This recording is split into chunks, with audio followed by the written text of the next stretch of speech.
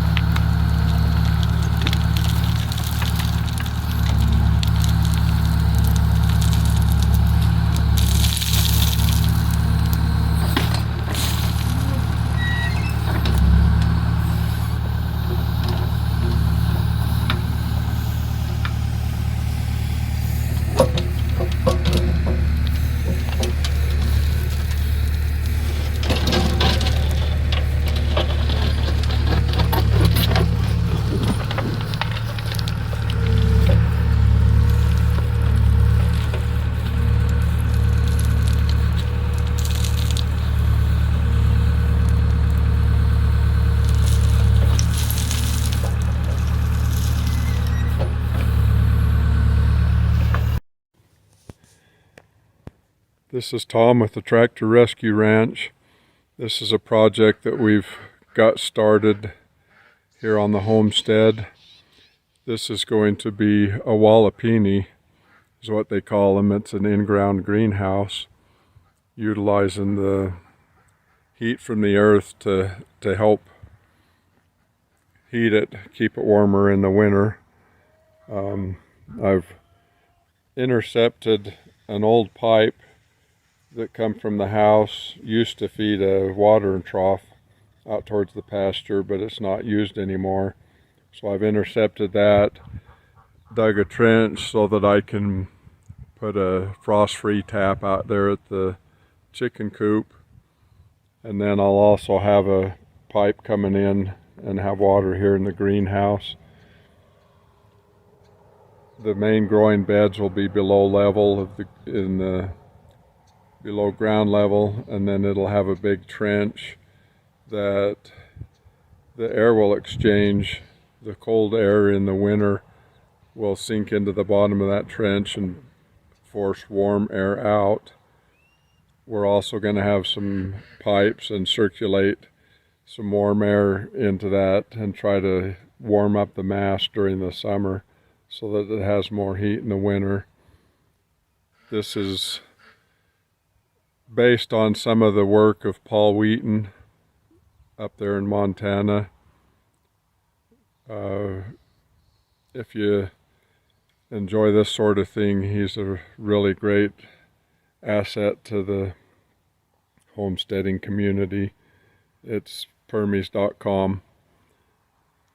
Anyway, have a good day, and we'll keep you going as this project goes forward.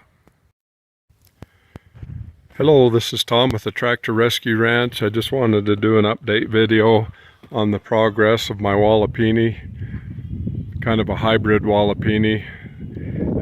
Pretty much everything in it that I've used so far is just salvaged material, but to kind of show what's going on here, this has got a really deep pit down in the bottom of it, and that's for air exchange. Let the cold air fall down into there and the warm air come up out of there. The earth is pretty much a constant temperature down there. Anyway, I've got this wall built up around here. Right in here is going to be the grow beds. The wall on the south side is 4 feet tall. Then we're going to come over here on the north side. The wall will be 8 feet tall with rock all the way up. This gravel and clay all the way up on the 8-foot high to give it more mass to warm up and heat up. Here on this grow bed, I've got some air exchangers here. Gonna be buried in the bed. I'm hoping to figure out a way to do this all completely passively, so no power is needed, but I am going to have some power in it. If I have to, I can just put on a fan, put a ducting fan on it, and circulate through this grow bed here. Just going to have to see how it turns out from there. Anyway, I'm just using straight wood here. I didn't treat anything. It would have been nice to put it together with treated wood, but I didn't want those chemicals in my food that I'm wanting to grow in here. So if and when this stuff rots out, I'll just have to replace it as it rots out. I think pretty much I'm in pretty good shape as far as that goes. I got plastic covering everything to keep it dry from up here in the upper grow beds where we'll be watering. And we'll go easy on the watering. I'd like to just get a drip system going for the watering. Pretty much everything else in this country, the ground stays pretty dry.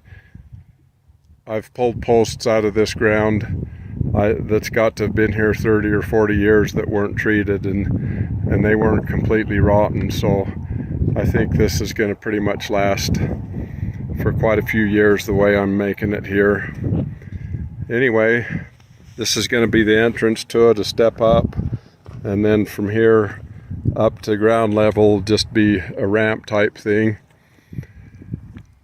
So there's the update so far.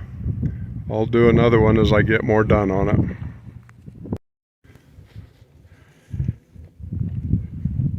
Just a little bit more footage of how this is coming together. Pretty cool the way it's starting to take shape.